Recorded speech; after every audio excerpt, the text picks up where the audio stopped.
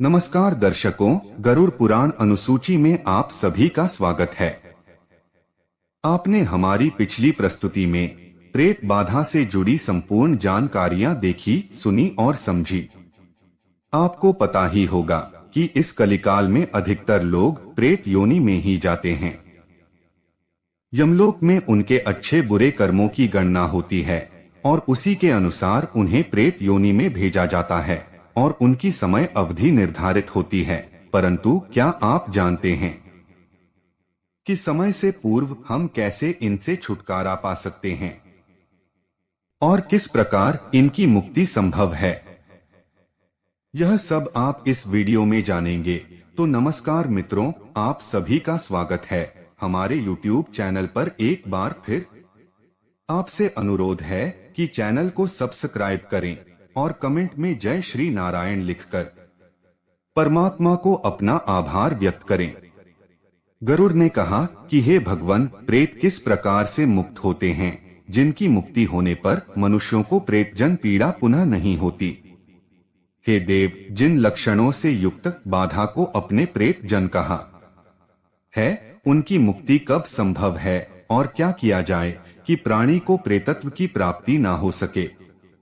प्रेतत्व कितने वर्षों का होता है?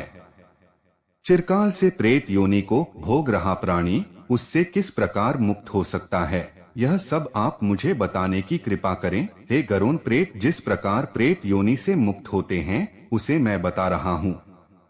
जब मनुष्य यह जान ले कि प्रेत मुझको कष्ट दे रहा है, प्रेतग्रस्त प्राणी को बड़े ही अद्भुत स्वप्न दिखाई देते हैं। जब तीर्थ स्नान की बुद्धि होती है, चित्त धर्म प्राण हो जाता है और धार्मिक कार्य को करने की मनुष्य की प्रवृत्ति होती है, तब प्रेत बाधा उपस्थित होती है एवं उन पुण्य कार्यों को नष्ट करने के लिए चित्त भंग कर देती है।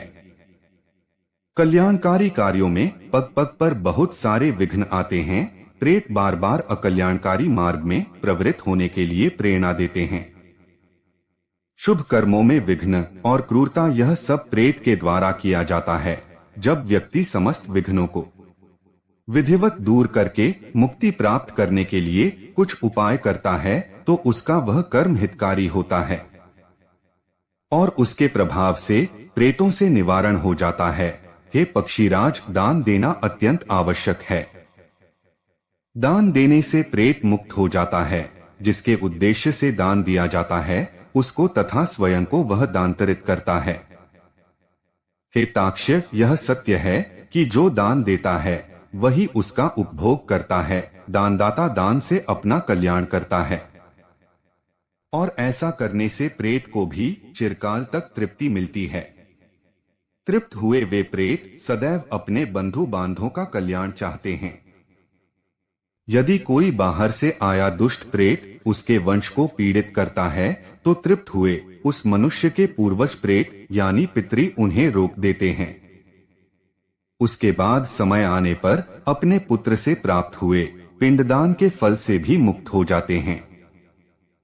हे पक्षीराज, यथोचित दान आदि के फल से तृप्त प्रेत बंधु बांधों को धन धान्य से समृद्धि प्रदान करते हैं।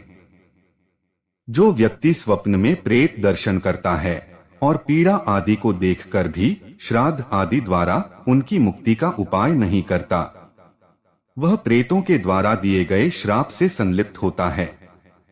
ऐसा व्यक्ति जन्म जन्मांतर तक संतानहीन, पशुहीन, दरिद्रक, रोगी, जीविका के साधन से रहित और निम्न कुल में उत्पन्न होता है। गरुड़ ने कहा कि हे देवेश्वर, यदि किसी प्रेत का नाम और गोत्र ना ज्ञात हो सके, उसके विषय में विश्वास ना हो रहा हो, कुछ ज्योतिषी पीड़ा को प्रेत जने कहते हो, कभी भी मनुष्य को प्रेत सपने में ना दिखाई दे, उसकी कोई पहचान ना होती हो, तो उस समय मनुष्य को क्या करना चाहिए? उस उपाय को मुझे बताएं। हे पक्षीराज, पृथ्वी के देवता ब्राह्मणों को कहा गया है, वह जो कुछ भी कहते हैं उस वचन को हृदय से सत्य समझकर भक्ति भाव पूर्वक पितृभक्ति नष्ट हो, पुरुष चरण पूर्वक नारायण बलि करके जप होम तथा दान से शोधन करना चाहिए। उससे समस्त विघ्न नष्ट हो जाते हैं। यदि वह प्राणी भूत प्रेत पिशाच अथवा अन्य किसी से पीड़ित होता है तो उसको अपने पितरों के लिए नारायण बलि करनी चाहिए। ऐसा कर वह सभी प्रकार की पीड़ा से मुक्त हो जाता है। यह मेरा सत्य वचन है। अतः सभी प्रयत्नों से पितृभक्ति परायण होना चाहिए। 9वें या 10वें वर्ष अपने पितरों के 10,000 गायत्री मंत्रों का जाप करके दशांश होम करना चाहिए। नारायण बलि करके वृषसर्ग क्रियाएं करनी चाहिए। ऐसा करने से मनुष्य सभी प्रकार के उपद्रव से रहित हो जाता है, समस्त सुखों का उपभोग करता है तथा उत्तम लोक को प्राप्त होता है। इस संसार में माता पिता के समान श्रेष्ठ अन्य कोई देवता नहीं है। अतः सदैव अपने माता पिता की पूजा करनी चाहिए। आपके हित के बारे में सोचने वाले पिता प्रत्यक्ष देवता हैं। जो अन्य देवता है वह सभी शरीरधारी नहीं है। प्राणियों का शरीर ही मोक्ष का एकमात्र साधन है। ऐसा शरीर जिसके द्वारा प्राप्त हुआ है उनसे पूजनीय और कोई नहीं हो सकता। अथवा माता पिता को अपने जीवन में सर्वश्रेष्ठ स्थान प्रदान करना चाहिए। ऐसा विचार करके मनुष्य जो जो दान देता है उसका उपभोग वह स्वयं करता है। ऐसा बहुत से विद्वानों का कथन है। उन नाम का जो नरक है उससे पिता की रक्षा पुत्र करता है। इस कारण से इस लोक और परलोक में उसे पुत्र कहा जाता है। किसी के माता पिता की अकाल मृत्यु हो जाए तो उसे व्रत तीर्थ वैवाहिक मांगलिक कार्य आदि नहीं करना चाहिए।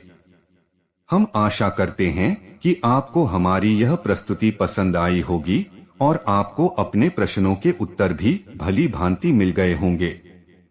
मित्रों, आज की वीडियो आपको कैसी लगी नीचे कमेंट करके अवश्य बताएं और गरुड़ पुराण के अन्य भागों को देखने के लिए हमारे चैनल को सब्सक्राइब करें।